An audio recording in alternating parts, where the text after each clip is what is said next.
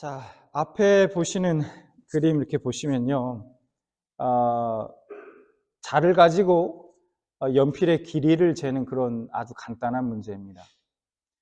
킨더가든에 있는 아이들이 푸는 문제입니다. 답을 찾기가 너무 쉽죠? 근데 여러분, 그거 아십니까?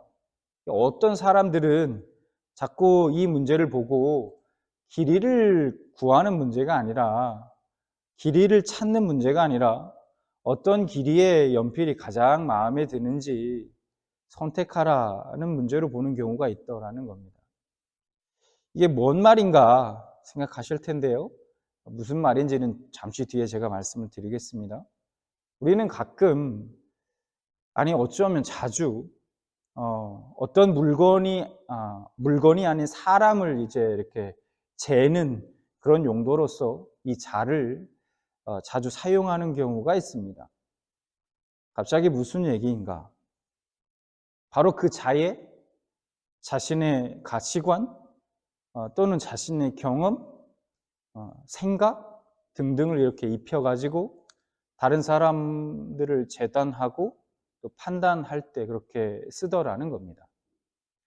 이 세상을 살아가고 있는 사람들은 그 모습도 삶의 배경도 환경도 다 다릅니다.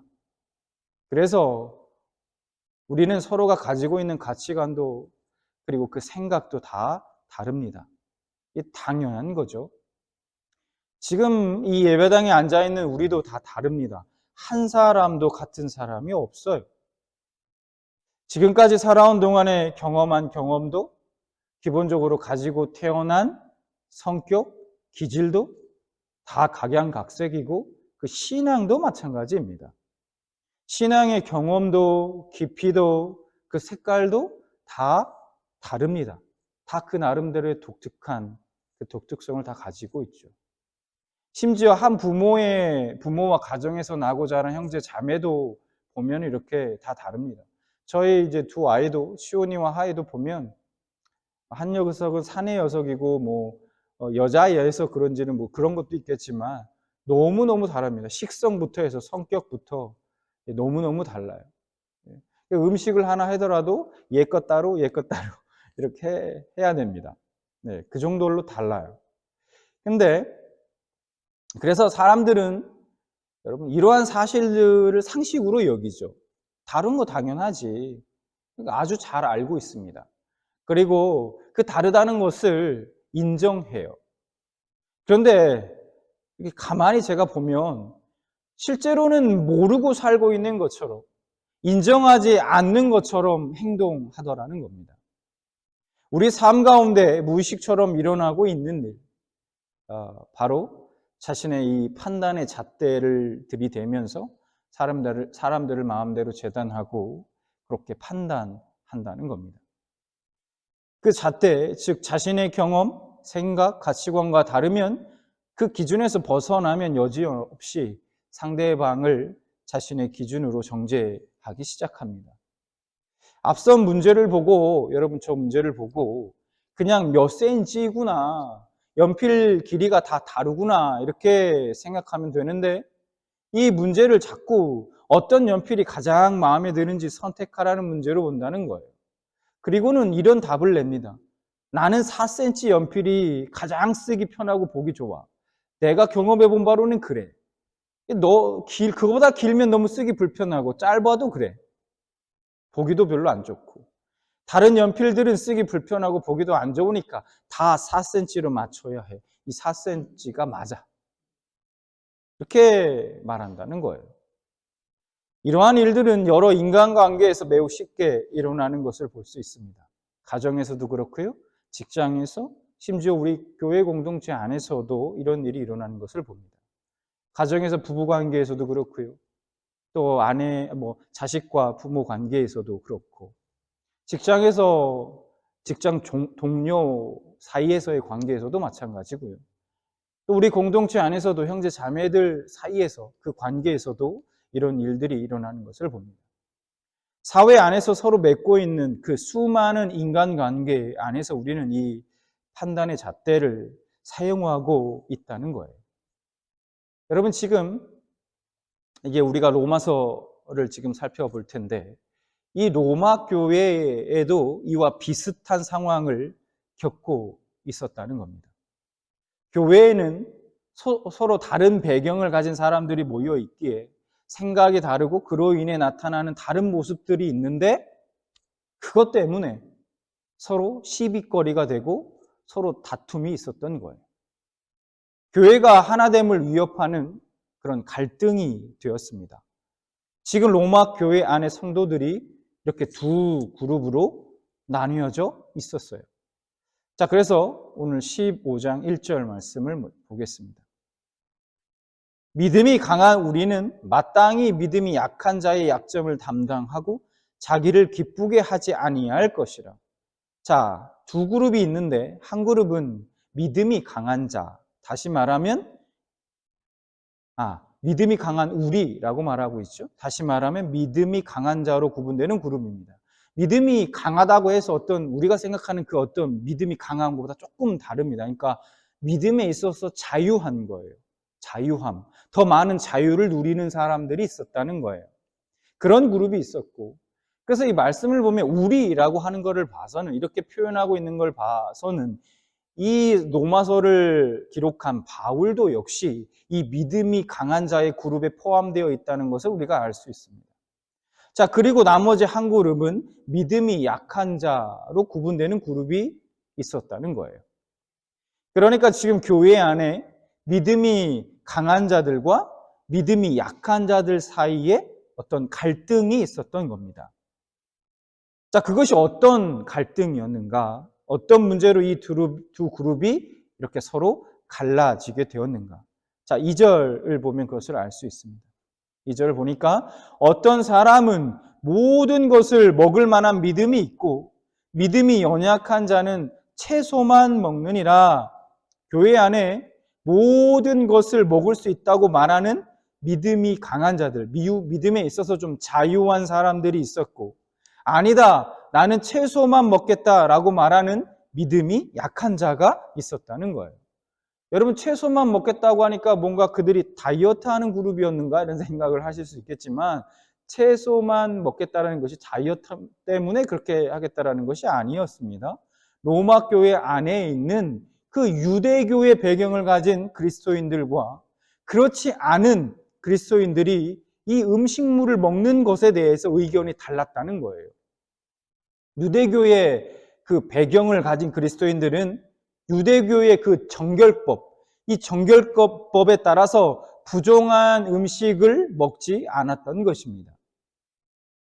특히 이 고기에 대해서, 이 당시에는 우상에 바쳐진 고기들이 시중에 막 유통되고 그랬거든요. 그러니까 이 우상에게 바쳐졌거나 병들거나 혹은 자연적으로 죽거나 혹은 그들이 정한 방식으로 이 도축되지 않은 그런 고기들은 먹을 수 없는, 그래서 부정한 것으로 여겨서 그들은 먹지 않았던 것입니다. 그런데 이 먹는 고기가, 파는 고기가 어디에서 온 고기인지 알지 못하는 거예요. 어떻게 도축되었는 건지, 그것에 또 우상에 바쳐졌던 것들인지 알지 못하니까 그럼 차라리 우리는 안 먹을래. 우리는 차라리 그냥 채식만 할래. 이렇게 생각했던 그룹이 있었다는 겁니다. 그런 배경이 없는 그리스도인들은 그 사람들을 보고 못마땅하게 여겼던 겁니다. 두 그룹 사이에 그런데 이런 음식 문제만 있었던 것이 아니었어요. 자, 5절.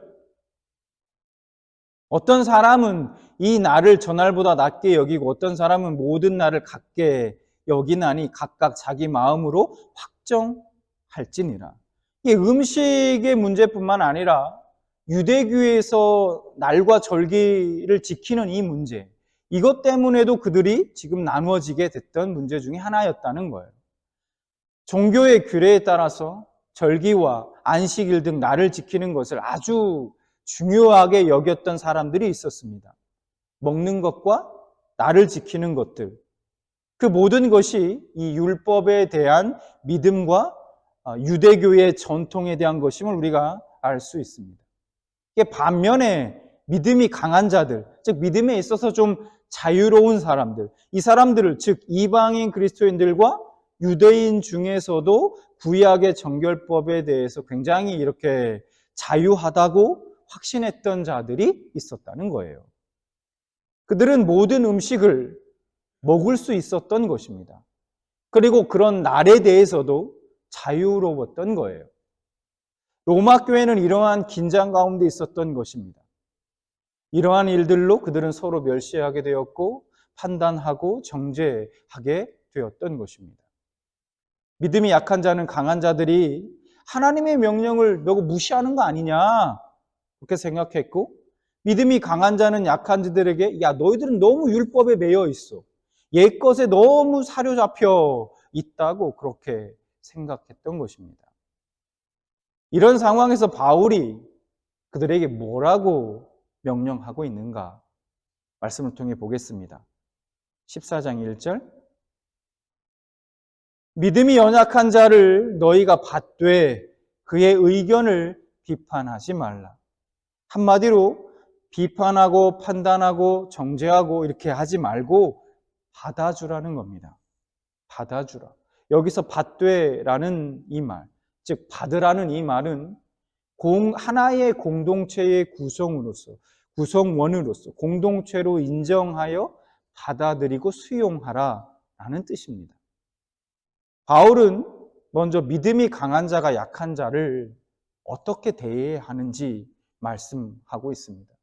그러면 바울이 한쪽 편에 대해서만 말씀하고 있는 건가? 아니라는 거예요. 3절 말씀을 볼까요? 먹는 자는 먹지 않는 자를 업신여기지 말고 먹지 않는 자는 먹는 자를 비판하지 말라. 먹는 자, 즉 믿음이 강한 자는 약한 자를 업신여기지 말고 먹지 않는 자, 즉 믿음이 약한 자는 믿음이 강한 자를 비판하지 말라는 것입니다. 양쪽 모두에게 말하고 있습니다. 서로가 서로를 받아주어야 한다는 거고 서로가 서로를 환영해야 한다는 겁니다. 내가 하지 않기 때문에 그것을 하는 사람을 정죄합니다. 반대로 내가 하기 때문에 하지 않는 사람을 정죄하기도 해요. 그래서 예수 믿는 사람이 어떻게 저럴 수 있는가? 저런 사람이 어떻게 교회를 나올 수 있는가? 이런 생각을 우리가 하면 안 되는데 이런 생각을 하기도 한다는 것이죠. 이런 정죄가 바로 하나님의 교회를 분열시키고 하나님의 일을 망가뜨리고 서로 원수가 되게 한다는 거예요. 세상이 사랑이 없는 이런 교회를 보고 교회가 세상과 뭐가 다르냐라는 생각을 갖게 만드는 것입니다. 교회가 세상에 어떤 선한 영향력도 줄 수 없는 거예요. 교회는 서로가 서로에 대해서 사랑으로 용납하고 서로를 인정하며 받아야 한다는 것입니다. 그 어떤 비판과 정죄도 허락되지 않는 것입니다.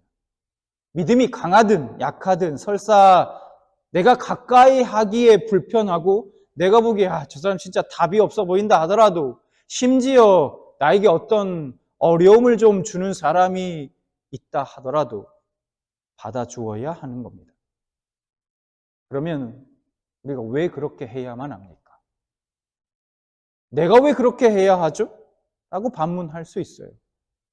자, 그에 대해서 3절 말씀을 볼까요? 먹는 자는 먹지 않는 자를 업신여기지 말고 먹지 않는 자는 먹는 자를 비판하지 말라. 그 다음에 뭐라고 말씀합니까?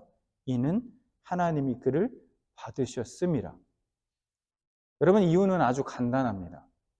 하나님이 그를 받으셨기 때문에 우리도 그를 받아야 합니다. 하나님이 받아주신 사람을 우리가 거절할 수 있는 권한이 없다는 거예요. 여러분, 여기서 우리가 한 가지 분명하게 깨닫게 되는 것이 하나 있습니다. 이게 뭐냐? 우리가 어떤 사람을 대하는 그 기준, 우리가 어떤 한 사람을 대하는 기준이 어디에 있는지 분명하게 알 수 있다는 거예요. 그 기준은 나에게 있는 것이 아니라 하나님께 있다는 겁니다. 우리가 다른 사람을 어떻게 대해야 하는지는 하나님이 그들을 어떻게 대하시는지에 따라 결정되는 것입니다. 때문에 하나님이 받아주시면 우리도 받아주어야 할 것이고 받아주어야 하는 것이죠. 우리가 주님 안에서 형제 자매를 있는 모습 그대로 받아주어야 하는 이유는 분명하다는 것입니다. 하나님이 그를 받아주셨습니다. 뿐만 아니라 나 자신 또한 있는 모습 그대로 받아주셨기 때문입니다. 나를 하나님이 보시고 뭔가 받아줄 만한 모습으로 먼저 강권적으로 나를 바꿔서 죄 없는 상태로 뭔가 만들어 놓고 내가 널 받아줄게 이렇게 하지 않으셨다는 거예요. 우리가 아직 죄인 되었을 그때에 우리를 있는 모습 그대로 사랑하셔서 하나밖에 없는 아들을 이 땅 가운데 우리를 위해서 보내주셨다. 그분의 죽으심으로 말미암아 우리를 받아주신 것입니다. 4절, 남의 하인을 비판하는 너는 누구냐? 그가 서 있는 것이나 넘어지는 것이 자기 주인에게 있음에 그가 세움을 받으리니 이는 그를 세우시는 권능이 주께 있습니다. 누군가를 판단하고 정죄하는 건 주인이신 하나님의 몫이라는 거예요. 너희의 몫이 아니라는 얘기입니다. 주인만이 자신의 하인의 행위를 인정할 것인지 말 것인지 그걸 결정할 수 있는 것과 마찬가지라는 겁니다. 5절, 어떤 사람은 이 날을 전날보다 낮게 여기고 어떤 사람은 모든 날을 같게 여기나니 각각 자기 마음으로 확정할지니라. 각각 자기 마음에 확정할지니라 말씀합니다. 바울은 각자가 주 안에 확신을 갖고 자기 확신대로 행동하도록 권면하고 있습니다. 여러분, 우리가 어떤 문제에 대해서 모두가 한 가지 견해만 가질 수는 없습니다. 그것을 우리가 인정하지 않을 때 공동체는 쪼개지고 갈라질 수밖에 없다는 거예요. 그래서 이제 중요한 것이 뭐냐? 그것은 바로 우리가 어떠한 결정을 하고 우리가 행동을 할 때 그 행동의 의도, 동기가 중요하다는 것입니다. 자, 그래서 6절 말씀에 바울 사도는 이렇게 말씀합니다. 나를 중히 여기는 자도 주를 위하여 중히 여기고 먹는 자도 주를 위하여 먹으니 이는 하나님께 감사함이요 먹지 않는 자도 주를 위하여 먹지 아니하며 하나님께 감사하느니라. 바울은 우리가 무엇을 생각하고 어떤 선택을 하고 행동을 하든지 그 기준이 뭐가 돼야 한다고 말씀하고 있습니까? 다 주를 위하여 해야 한다는 겁니다. 우리가 왜 그렇게 해야 합니까? 왜냐하면 우리 그리스도인들은 모두 주의 종이요 주의 소유이기 때문입니다. 7절과 8절, 우리 중에 누구든지 자기를 위하여 사는 자가 없고 자기를 위하여 죽는 자도 없도다.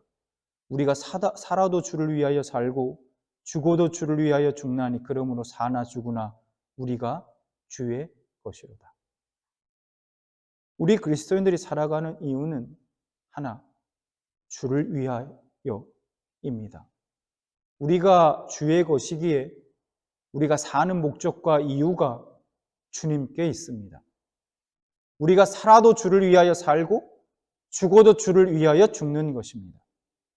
교회에는 다양한 사람이 모여 있기에 우리가 서로 바라보는 관점과 견해가 다를 수 있습니다. 교회에 대한 생각과 원하는 모습이 다를 수 있고요. 어떤 한 가지 이슈에 대해서도 의견이 다를 수 있습니다. 중요하게 생각하는 것이 다를 수도 있어요. 하지만 그것이 어떻게 표현되고 또 그것이 어떻게 나타나든지 그 모든 것의 목적과 의도, 동기는 분명히 어떠해야 하냐면 주를 위해서 주를 위하여여야만 한다는 겁니다. 그곳에 주님이 계셔야만 합니다. 어느 형제의 생각이 좀 부족하다는 생각이 듭니다. 볼 때에. 그럴 수 있어요. 그런데 그것이 주님을 위한 생각이라면 그 생각은 존중받아 마땅한 것입니다. 어느 자매의 열심과 수고, 그 행함이 있어서 뭔가 맞득지 않고 좀 미흡해 보여요. 그렇더라도 그 수고와 열심이 주님을 위한 것이라면 그것은 격려받아 마땅한 것입니다. 주님을 위한 선한 목적과 의도, 동기로 한 일이라면 비난이나 정죄받을 일이 아니라는 거예요. 그것이 진리에서 벗어나거나 믿음의 해가 되는 일이 아니라면, 비본질적인 것이라면 우리는 얼마든지 사랑으로 받아줄 수 있는 것입니다. 9절 말씀을 보겠습니다. 이를 위하여 그리스도께서 죽었다가 다시 살아나셨으니 곧 죽은 자와 산 자의 주가 되려 하심이라. 주님이 우리를 받으시기 위해서 고난을 받으셨습니다. 우리를 받아주시기 위해서. 주님이 우리를 받으셨기에 우리도 서로를 받을 수 있는 것입니다. 절대로 받을 수 없는 상태의 죄인된 우리를 있는 모습 그대로 받아주셨습니다. 우리가 이 먼저 받은 은혜를 기억한다면, 받은 것을 우리가 생각한다면 우리가 받아줄 수 없는 것이 없다는 것입니다.